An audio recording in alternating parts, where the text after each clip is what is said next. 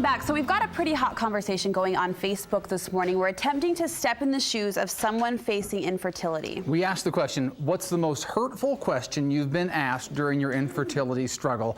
And venting is allowed. I think that if you have not read these comments, just come read these. That alone is sensitivity training to you right here. Yeah, the comments are piling in. There are some that repeat themes, repeat questions that have been asked that were hurtful.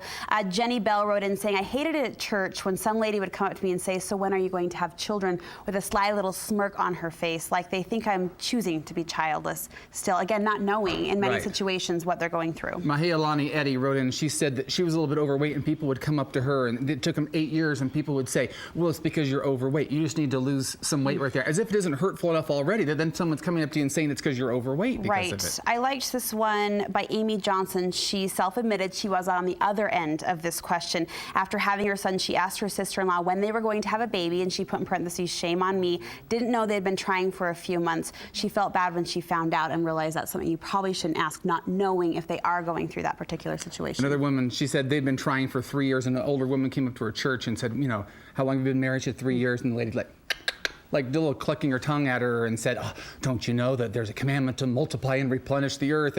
And she wanted to punch the lady, which is understandable for some of these things. It's a hard situation. We want you to continue to post your thoughts on this discussion, as we know it affects so many people, and we're going to table up and talk about this coming up after a quick break here on Studio 5.